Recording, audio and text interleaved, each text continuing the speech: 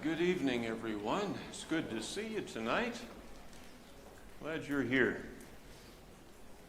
Sunday, we got started into this quarter in the days of the judges. That's where we started, and really we just did some review kind of work and spent some time looking at some maps. And I heard 2 or 3 people say something about, hey, looking at those maps was kind of helpful. And I'm glad, because we're going to look at some maps again tonight. I'm just trying to put some things in perspective, spending a little bit of time up front in this class doing that. And I hope as we go through and we start seeing some things that it's going to be helpful to us as we go. Okay, guys, that's not going for me there.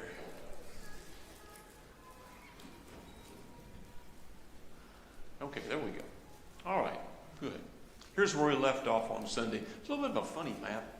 It's a topographical map, and boy, I hope we can make something out of this. But I wanted us to see the lay of the land a little bit, because it becomes important in our story as we go forward. Looking at what we call the land of Israel today, or Canaan, as the children of Israel are entering into this. And I want us to be able to see just some of the different places, the lay of the land, okay? The coastal plain, well, that's pretty easy to figure out, right? It's on the coast. But a couple of interesting things about that. When you look down here at the far south side of it, the plain, look how far that goes over to the mountainous area. It's about 25 miles wide through that area there. But now if you go on up here farther up, even above Mount Carmel, up in this area where Tyre and Sidon are at, it's only about 6 miles there. And so why does that even make a difference? Well, I mean, what are you supposed people do for a living? You know, if you're living down in this area down here, this is fairly productive ground down here, where you can farm, you can raise cattle and some things like that. But if you go further north, like above Mount Carmel up here, the plain is pretty narrow, and from what I've seen of it, doesn't really look like it's all that productive. What do people do there? Well, interestingly enough, there's a couple of cities up there, Tyre and Sidon, that were shipbuilding cities, because there were natural ports there, and you couldn't farm, and so they built ships there. It's kind of interesting here on this whole area down through here, there was no natural harbor anywhere through there. And so there wasn't ships coming in along that side. So we're just looking at here the coastal plain. Now, what about this central hill country all the way up and down through here? Different parts of it, Samaria, the hill country of Samaria, or Judah, or the Judean wilderness, sometimes it's called, down through here. Very different area, mountainous area.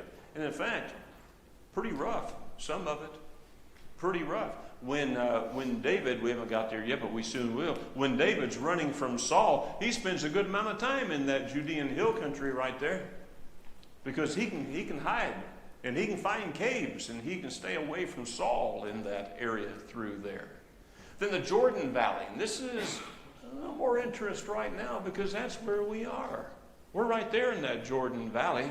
You know, well, we're on the other side of the Jordan over here, Mount Nebo, and so soon as we're reading, the children of Israel are coming down here close to the river. They've come down out of the mountainous areas, and they're down there by the river, okay?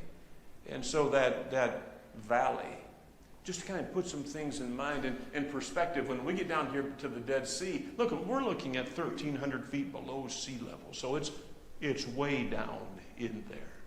But even if you go further north up to the Sea of Galilee up here, it's almost 700 feet below sea level, even up there. So if we talk about the Jordan Valley, understand anybody going there has to go down to get there. And so right now, when we get into reading our story again, you know, everybody is gathered up right here, right about to cross over the Jordan River, down in that valley. And just kind of, you know, maybe a little perspective here. If you think about the folks over here in Jericho, which we're going to be reading about them before long, from Jericho, you're looking right down. You're looking down into that Jordan River Valley down through there. I don't know that you can actually see the river from Jericho. I couldn't, but I kind of knew where it was at, because it's that low point way out there. And from Jericho, you couldn't count the Israelites over there, but you knew they were there. And it wouldn't take scouts very long to run across that 6 miles or so, whatever it was, down to the river and to see 2 million people on the other side.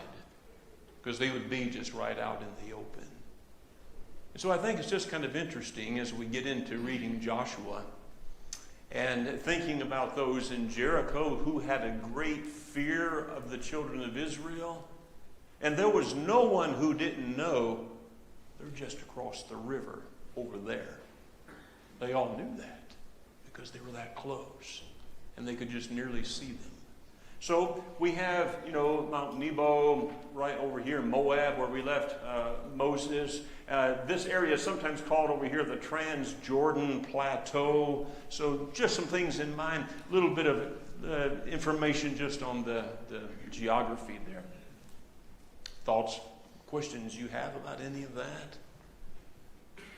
I hope you find that at least moderately interesting. I think it's really cool. But that may not mean much to you. I just like kind of seeing some of that. So just a little side point. On that coastal plain, there was no natural ports on the southern part. You go up to Mount Carmel, we kind of pointed out, and go beyond that, there is. But Herod the Great, right around the beginning of the 1st century, went to Caesarea Philippi, and he built a town there. And he built, come back here. Oops. All right, work with me. There we go. This is what he built. This is what it looks like today, Caesarea Philippi. The point I want to make is that he made a natural port right here.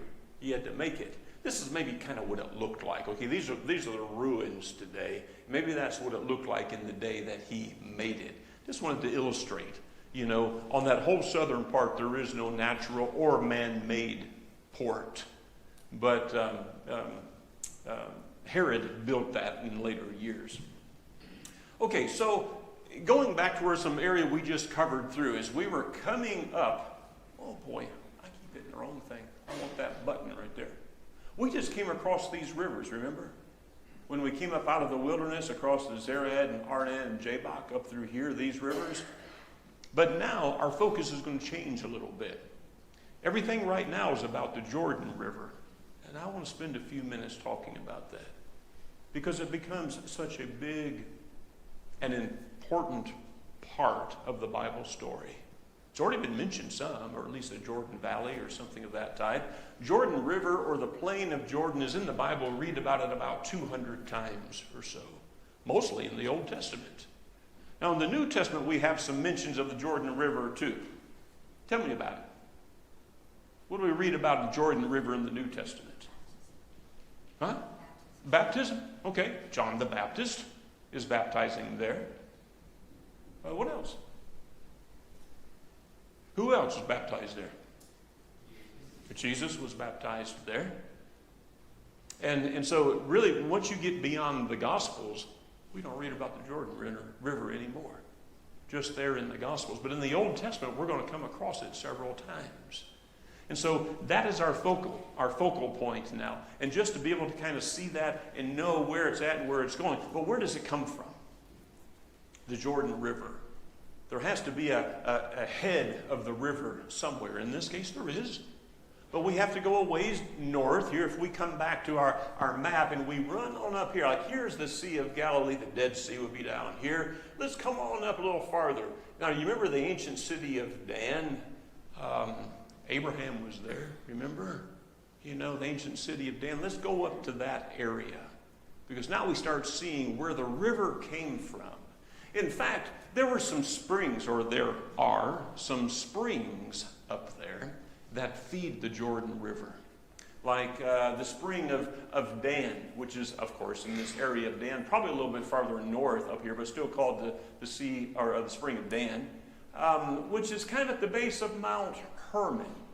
Mount Hermon is a very tall mountain. It's about 12,000 feet, as I recall.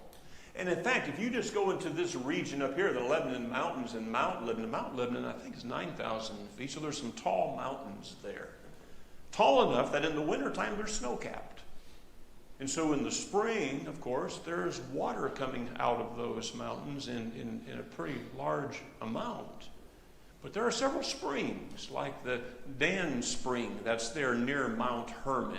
And then if you come a little bit further south of that, there's Banias Spring, which is still in that region right there. The Sneer River, comes in and feeds. And in fact, there are some other smaller tributaries that feed too, but these three are the main ones that give us the headwater of the Jordan River. And here, this is going back to Banias Spring for just a moment. I have another picture, but I couldn't find it. That green button is right by the go to the next one slide, Right back over in here, there is a cave where the water used to come out of that cave that came out of Banias Spring. The cave is kind of filled in now, but the water comes out of the ground right there still to this day in pretty large amount. And so that's part of what feeds into the Jordan River coming on down through there. And so right there around Dan, and as it starts feeding in coming south, this is what the headwater of the Jordan River looks like. When those three springs come together, this is it right here. And the water is rolling pretty good when it comes through, and it's cold water. It's spring fed. It's coming from mountain snow. So it's cold water, and it's clear, and it actually looks pretty nice, all the way through this area right here. All of this is flowing down to the Sea of Galilee. There's a lake, used to be Lake Hula, right here in that area. It's not there anymore. They drained that area some years ago, and it's just all been put into agriculture right there now. But from Lake Hula to the Sea of Galilee is about 12 miles. And one thing interesting is there's a 900-foot drop in elevation in that area there. I'm just thinking somewhere along the line there should be some good whitewater rafting through there. I didn't see that, but I'm thinking it must be there. But man, that water would be cold. But anyway, 900 feet in 12 miles, okay, that's not a waterfall, but the water moves through there pretty quick, as it's heading downstream. So as we said before, the Jordan River, when it comes down to the Sea of Galilee, is almost 700 feet below sea level at that point. The Sea of Galilee. We've worked our way down to the Sea of Galilee now. Let's think about this for a moment, the Sea of Galilee. Because, of course, in the New Testament, we're going to read about the Sea of Galilee a lot. Jesus did a great amount of his work around the Sea of Galilee and around that north side of the Sea of Galilee in particular. It's a freshwater lake, and so there's fish there. Jesus picked up some fishermen there, remember? So there's fish there, all right? And the lake is about 13 miles long, about 8 miles wide. So when it's called a sea, in some ways that seems a little peculiar to me. It doesn't seem like a sea. It seems like a lake. But they call it the Sea of Galilee. And there's access around the whole sea or lake, except on that east side. There's that mountainous area over there that it's more like cliffs. It's hard to do anything on that side. But the sea, we read about so much in the New Testament. We can kind of paint some vivid pictures in our mind of stories that take place along the Sea of Galilee or on the Sea of Galilee. For such a small sea, the storms that happen there, people go like, well, how can that even be? Well, in part, number one, because God made storms. That's the first thing. But if there's any natural consequence to it, it's 700 feet below sea level, and everything around it is up high. There's a big difference sometimes in the temperature at Tiberias compared to Jerusalem. And so there is a big exchange or flow sometimes in air currents through there. And the sea, to this day, storms can come up pretty quickly. And so we're looking there at the Sea of Galilee, and somewhere here along this north side is where the Jordan River flows into that sea. To me, the water in the Sea of Galilee looks pretty clear. It's not as clear as the water coming out of the spring. It's had a few miles to go, and it's picked up some debris along the way, I suppose, and some dirt. But the Sea of Galilee overall is pretty nice and clear looking, at least most of the time. And that's important with where we're going here in just a minute, to think about those things. But the Sea of Galilee, there's an interesting song. And it's kind of an old song now. In fact, I haven't heard this song in a long time. And it's unfortunate because it is very much a story song. There is a sea. You familiar with that song? There is a, how many? How many know this song? All right, there's 4. No, there's a few more than that. There's a lot that don't know this song. But it is such an incredible story song. I want to share some things with you on this song. Okay? Keep in mind everything we've just talked about. You know, there's a little reason why we're going through all of this. Keep in mind everything we've just talked about. Now think about this song. Listen to these words very carefully. There is a sea which day by day receives the rippling rills and streams that spring from wells of God or fall from cedared hills. But what it thus receives, it gives with glad unsparing hand. A stream more wide with deeper tide flows on to lower land. What does that sea? What does that describe? What sea does that describe? Galilee. The springs that feed to it, and how it collects all that comes to it. And it doesn't hold what it collects, but it sends it on down. And so that's the picture that we have with this. Did I knock that song off? Let's put that song back up. And this may be horrible, but we're going to try something right here. Those of you who raised your hand, you will be leading this song. And the rest of them will be joining in gleefully. Think about this song as we sing. And it gets to the chorus, men take the lead on this, I hope.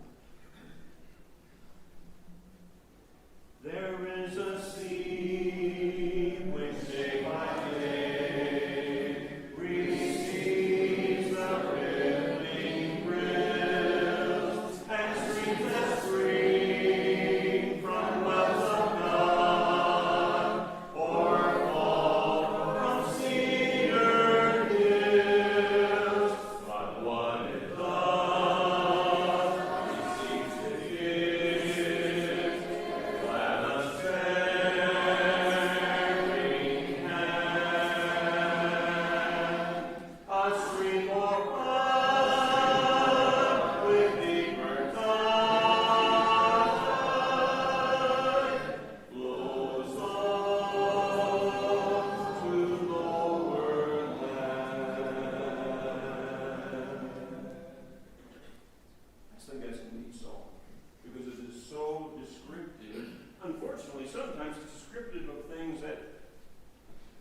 Descriptive of things that many don't know about. But we know something now about where that comes from. Let's look on a little bit more. We'll come back to the second verse here in a moment. But let's look on a little bit farther. Where does this sea go? The Jordan River. So the Jordan River now flows out of the Sea of Galilee. And what do you think it looks like? Or if you were to describe the Jordan River, and I want to hear from you, when you are reading through the Bible text, and it mentions the sea or the Jordan River or the Jordan Plain, what comes to your mind? What's the vision that you have of that? Wide and deep. Okay, we may think wide and deep. What else? What comes to our mind? You think what? Muddy. Okay, muddy. Okay. Dirty. Now wait a minute. I mean, everything we've seen so far looks pretty nice, but we have to keep going. Wait, so, we all have a vision in our mind. We think of the Jordan River, and John's out there, in the Jordan River. Every drawing I've seen looks quite beautiful. Right? Nobody had a Polaroid. And so, so we all have some vision in our mind of what the Jordan River looks like. And this is the Jordan River, not very far from the Sea of Galilee. And in fact, here it looks pretty deep and wide, doesn't it, as it's coming out of the Sea of Galilee.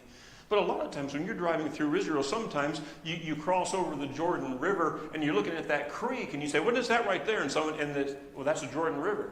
Really? That doesn't look like the Jordan River. Not the Jordan River in my mind. That's not what it looks like. But that's the Jordan River right there. Ben? We're about to talk about, in Joshua 3, the Israelites crossed over the Jordan, and we've been talking about throughout the last quarter about how large the nation of Israel was. Yeah. So I think you probably get the impression that this is like the Mississippi. Right. It's got to be this huge thing for all of those people to go across it. This is like the Red Sea, right? Right. Okay. Well, maybe not. Okay, because look, in some places it just looks like this right here. That doesn't look all that big. In fact, can I even say it doesn't even look all that impressive, really. Doesn't it, huh? Okay, keep in mind that the Jordan River and the Sea of Galilee and the Dead Sea have all been shrinking in recent years because of drought. In fact, for a while, were even saying they were concerned the Dead Sea might dry up. Down there, it had come so far away from the original shoreline and stuff like that. Now, interesting, in the last 2 years, there have been some rains that have returned. And the sea level in the Sea of Galilee and the Jordan River and the Dead Sea have kind of come back up again, all right? But just some things there to know about and to think about. In some places, the Jordan River just looks like this, and I'm thinking, no, that just can't be where John was baptizing. Well, no, probably not right here.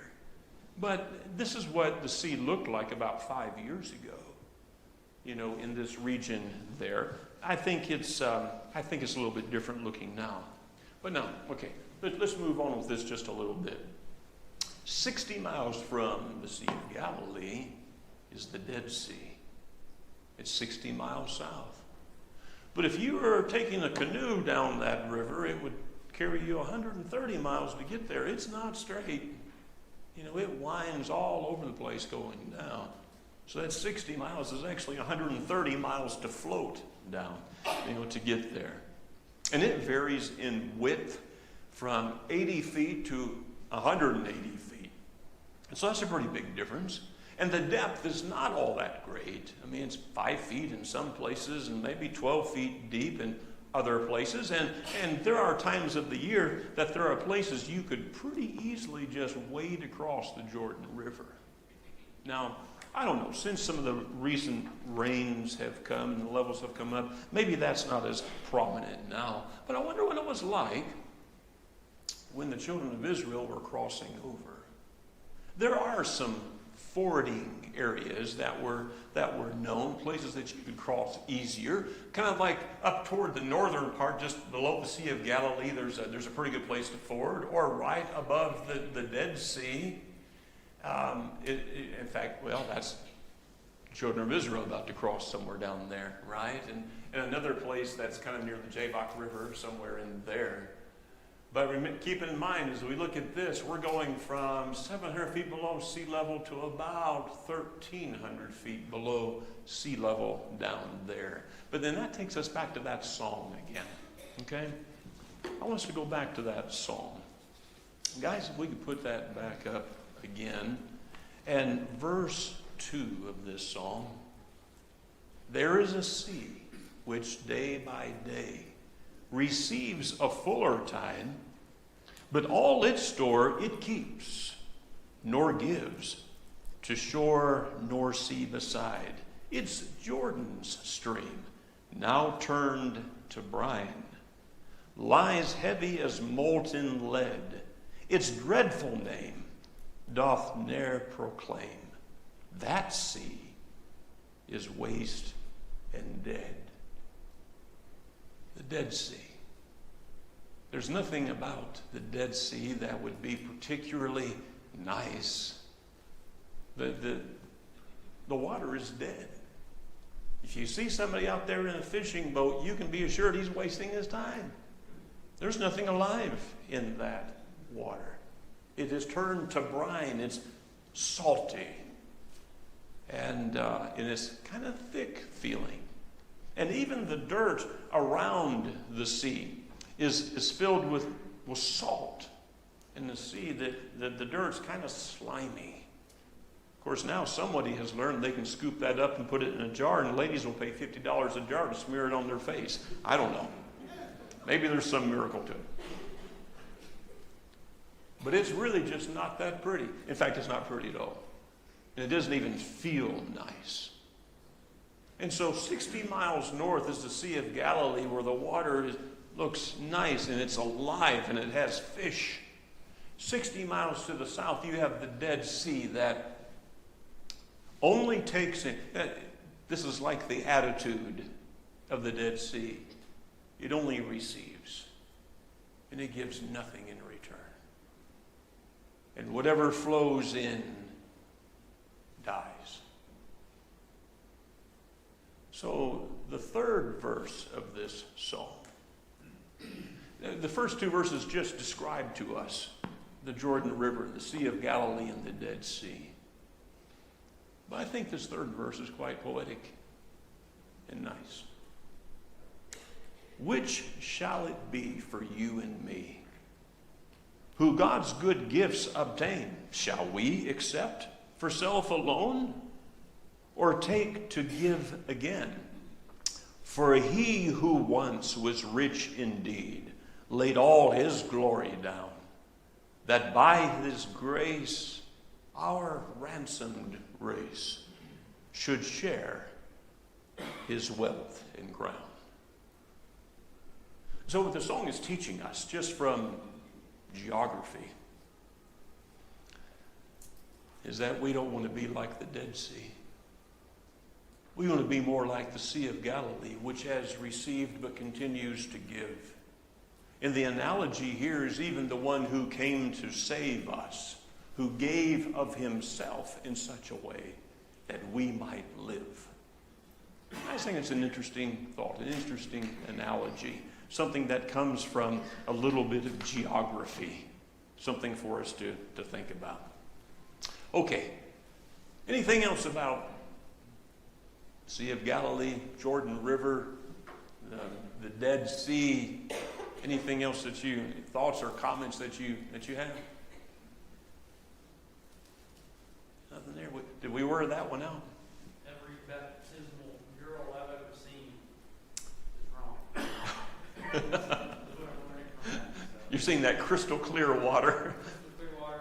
It looks like you're up in the countryside of England. Yeah, right. Green grass and trees, bunny rabbits everywhere. And the water coming into the Sea of Galilee is, because it's coming from springs, it looks pretty nice. But the stories that we read of, the baptism of John was much farther south, closer really to the Dead Sea.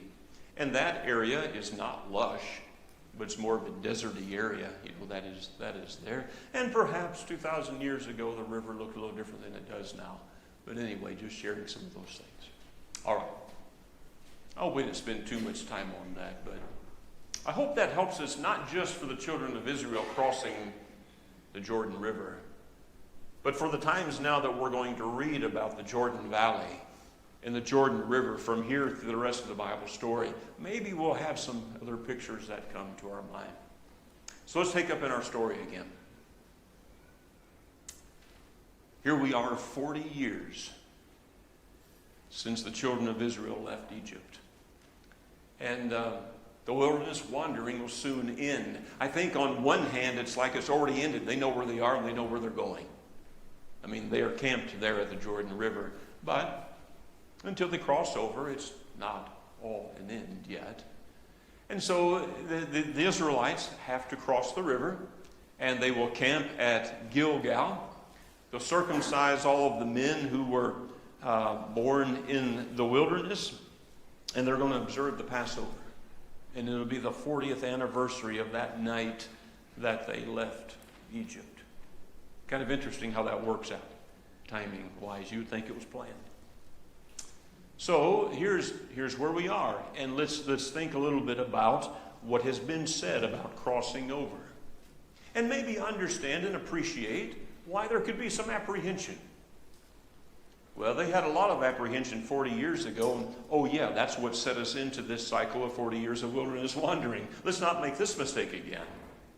But let's understand that the land of Canaan is already inhabited. There's people there. And God has said already through Moses that it's like, there are some people there that are a lot mightier than you. Boy, that's a vote of confidence, right? There's people there already, and they are stronger than you. We're going to Deuteronomy chapter 7. Will you look with me? And I think it's just interesting maybe and important for us to kind of get just a view of what they see. And I don't mean they can literally see these people yet, but they know what they're getting into because God has already told them. We are in Deuteronomy chapter 7, verse 1. When the Lord your God brings you into the land you are entering to possess and drives out before you your many nations, the Hittites, the Girgashites, the Amorites, the Canaanites, the Perizzites, the Hivites, and the Jebusites, 7 nations larger and stronger than you. Why do you think God would tell them that? Is there a reason? Why do you think? Yeah, he wants them to have faith. It's like he's saying, you understand this is not about you. You can't do this without me, is what God is saying. Now look, he goes on. And when the Lord your God has delivered them over you, who delivers them? God does. God is the one who's going to deliver them. And you have defeated them, then you must destroy them totally. So God says, I'm going to give you the land. I'm going to defeat your enemies. But here's what you're going to have to follow up with. You're going to have to destroy them totally. Make no treaty with them. Show them no mercy. Do not marry with them. Do not give your daughters to their sons or take their daughters for your sons. Why? For they will turn your sons away from following me to serve other gods, and the Lord's anger will burn against you and will quickly destroy you. So without any question in their minds, they should understand some important facts right now. God's going to give them the land. He's going to give them the strength and the power to overcome and to destroy these nations. They have to finish the job, leave none, because these are people that will influence you. And so, verse 5, this is what you are to do with them.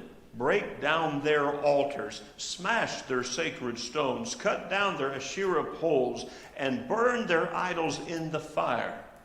For you are a holy people to the Lord your God.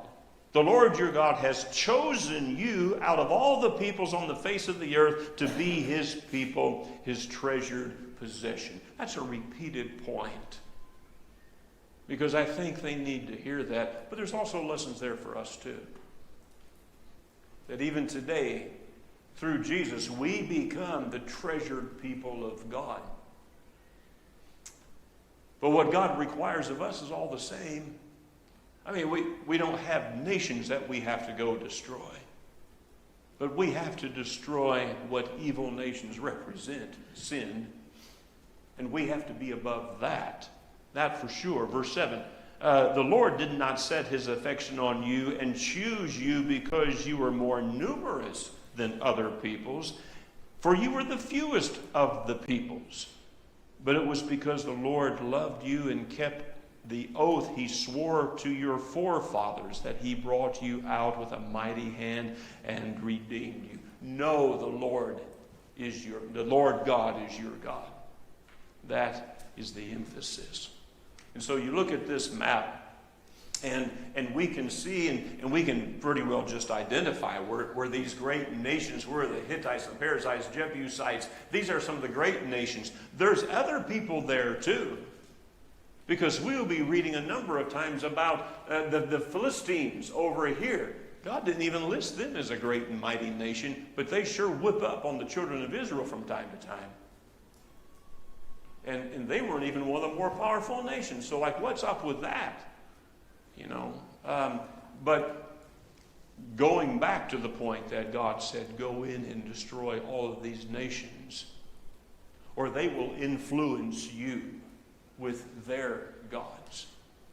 Look at chapter 9 real quick. Chapter 9, verse 1. Hear, O Israel, you are now about to cross the Jordan to go in and dispossess nations greater and stronger than you, with large cities and have walls up to the sky. The people are strong and tall, Anakites. You know about them and have heard it said, who can stand up against the Anakites? But be assured today that the Lord your God is the one who goes across ahead of you like a devouring fire. He will destroy them. He will subdue them before you. And you will drive them out and annihilate them quickly, as the Lord has promised you. Verse 4. The Lord your God has driven them out before you. Do not say to yourself, the Lord has brought me here to take possession of this land because of my righteousness.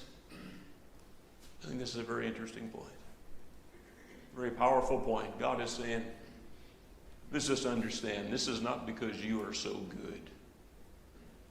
I'm not blessing you because you have done everything right. I'm not blessing you because you are so righteous. No, it is on account of the wickedness of these nations that the Lord is going to drive them out before you. It is not because of your righteousness or your integrity that you are going to take possession of their land, but on account of the wickedness of these generations that the Lord is going to drive them. Now, what did he just say? What does that mean? What did he just tell them? Fool yourself, because this is on me. Yeah. Rely on me and trust me. You have to rely on me. The strength and the power comes from me. What else? That he's keeping his promises. He's keeping his promises. This is what he's been saying all along. And here they're about to go in, and he's saying, remember what I said before? Okay, what else?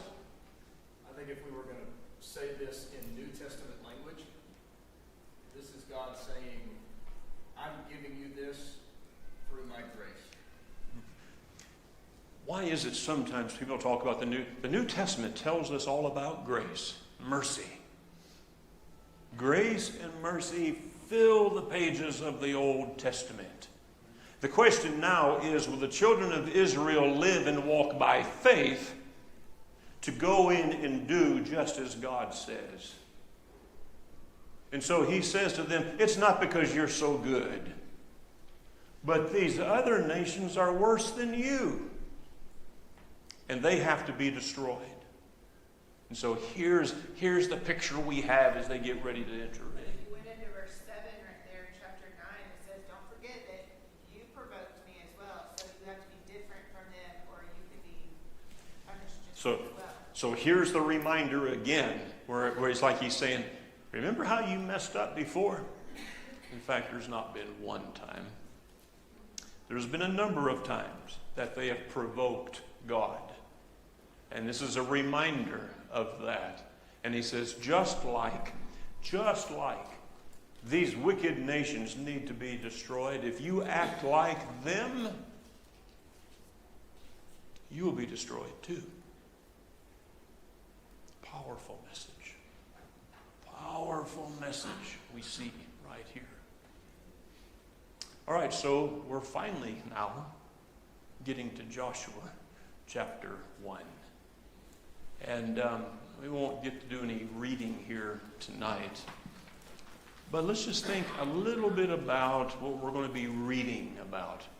So if you haven't already read chapters 1 and 2, which actually was part of the reading that Ben had on the back of the bulletin this week, by Sunday, let's read through chapters 1 through 6. And we read about the crossing over and going into the land. And some of the problems that they run into when seemingly faith gets a little bit thin. And we see some characters like Rahab, those of great faith. At the same time, we see the children of Israel get low on faith. And so some very interesting things are going to happen. We see Joshua, who is taking the place of Moses, and who takes charge. He takes command as God has called him to do. And he is the one. Be strong and courageous. I mean, God's called to them over and over. Be strong and be courageous. Because they're going to need to be strong. And they will have to be courageous as they go forward and they do this. What they are doing, even though God has promised them, even though God has inspired them that you can take this land, it's not going to be easy. It's still going to be hard. There are still going to be challenges to their faith. And how will they do? Well, sometimes they do good.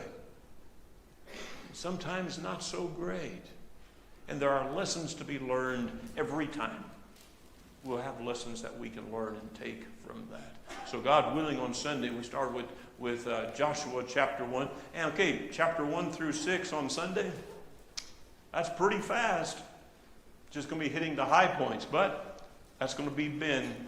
So I had my time. 2 class periods. I've been waiting to get in this class here. 2 class periods. And I'm gone Sunday and Wednesday. I'll be in a gospel meeting away. But you're in great hands. Ben's going to carry you through the next 2 lessons. And I think there's some exciting stories here in these first several chapters. Let's enjoy reading through that. And then start seeing what we can take. What can we pick out of this? What can we make real for us? Because there are lessons here that should become